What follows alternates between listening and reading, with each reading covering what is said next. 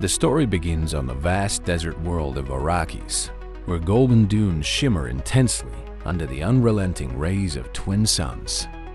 This seemingly hostile planet is, in fact, an invaluable treasure due to the presence of the spice melon, a substance that extends life and enhances consciousness.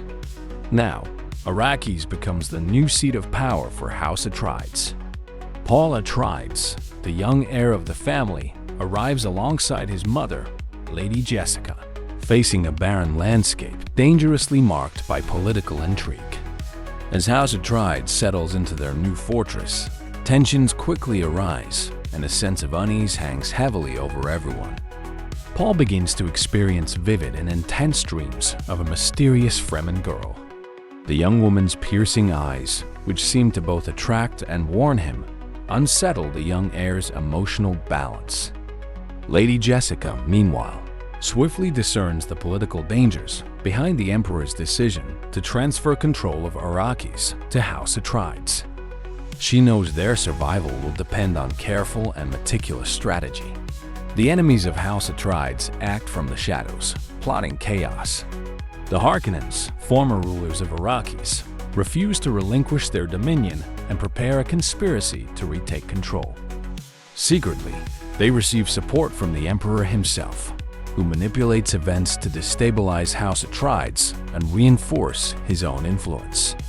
Paul, still unaware of his central role in the conflict, finds himself caught in a deadly web as his journey brings him closer to the mysteries of Arrakis and its unique culture. In response to the instability, Paul plunges into rigorous training.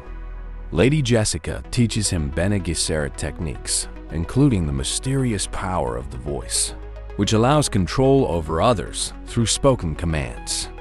At the same time, Duncan Idaho and Gurney Halleck train him in physical and strategic combat, shaping him into a military leader. Despite his remarkable progress, Paul is plagued by doubt, unable to fully understand the meaning of his dreams and premonitions, which point to an uncertain and burdensome future.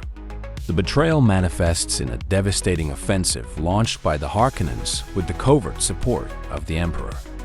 The attack obliterates House Atreides' forces, leaving Paul and Lady Jessica as fugitives. During the confrontation, Duke Leto sacrifices his life in a bid to protect his family, marking a moment of irreparable loss. Paul and Jessica escape into the vast desert of Arrakis, where they face mortal challenges. This journey becomes a turning point, forcing both to adapt quickly to the planet's relentless conditions. The unforgiving sands of Arrakis conceal both dangers and unexpected allies.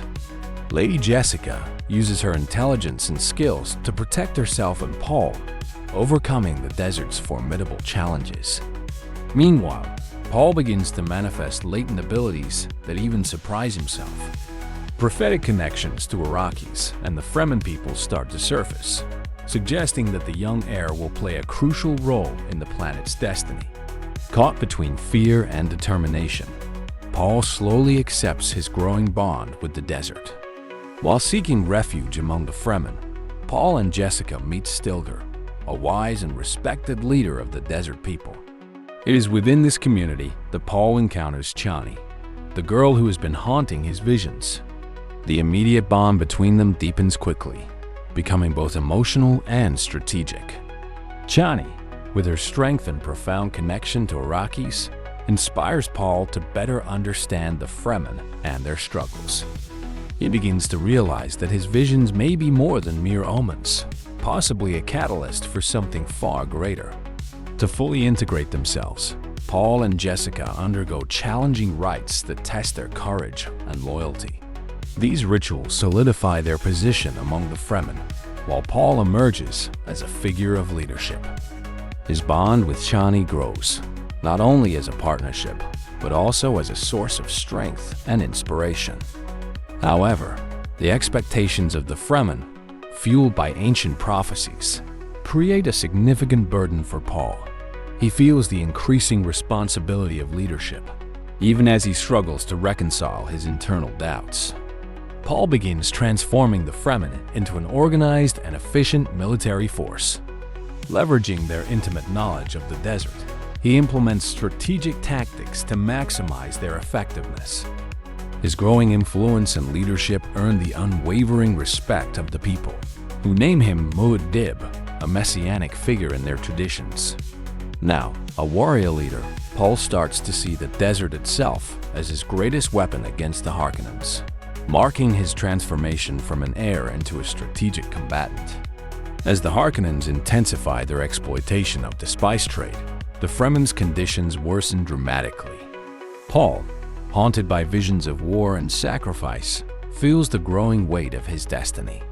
Lady Jessica warns him of the risks of becoming a symbol for the Fremen, highlighting the emotional and ethical costs of leading a desperate people. Despite this, Paul remains resolute, convinced that the fight for justice and freedom in Arrakis outweighs any personal doubts. His determination is fueled by prophetic visions and his deepening connection to the desert. The desert of Arrakis becomes more than an environment. It transforms into a powerful ally for Paul. He learns to master the massive sandworms, using them as weapons and transportation. This newfound skill strengthens his position among the Fremen and bolsters his conviction that he can overthrow the Harkonnens. However, the power Paul amasses begins to generate repercussions, as he edges dangerously close to being viewed not only as a leader, but as an almost divine figure, inspiring both reverence and fear. As the Fremen become a powerful and organized force, Paul leads his army in preparation for the final confrontation. Chani, ever at his side, plays a vital role, providing emotional and strategic support. The imminence of battle brings difficult decisions and inevitable sacrifices. Paul understands that victory over the Harkonnens and the Emperor requires more than military strength. It demands absolute commitment to Arrakis' future and a promise of a better life for the Fremen. The final battle erupts in chaos and strategy across the sands of Arrakis. Paul leads the Fremen in a daring assault on the Harkonnen fortress, using sandworms as powerful weapons to destabilize the enemy. The fight is brutal, but the training and determination of the Fremen prevail. Paul confronts the Emperor, challenging his authority and declaring himself the rightful ruler of Arrakis. Despite the triumph, victory comes with devastating losses, leaving Paul reflective about the price he has paid for freedom. With the Harkonnens defeated and the Emperor deposed, Paul is hailed as a hero by the Fremen and the people of Arrakis. However, the joy of victory is tempered by the memory of the losses endured. Paul's visions continue to haunt him, suggesting that the peace he has achieved may only be temporary.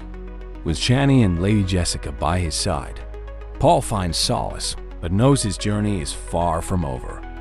He is now both a symbol of hope and a leader, bearing the weight of an uncertain future. In the story's conclusion, Paul sits on the throne of Arrakis, his gaze fixed on the infinite desert horizon. He embraces his destiny as Muad'Dib, fully aware that his ascension has permanently altered the fate of his family and the planet. Arrakis, with its riches and mysteries, has become both his responsibility and his burden. As he contemplates what lies ahead, Paul reflects on the lasting impact of his leadership, knowing that the legacy of House Atreides will be forever etched into the eternal dunes of the desert.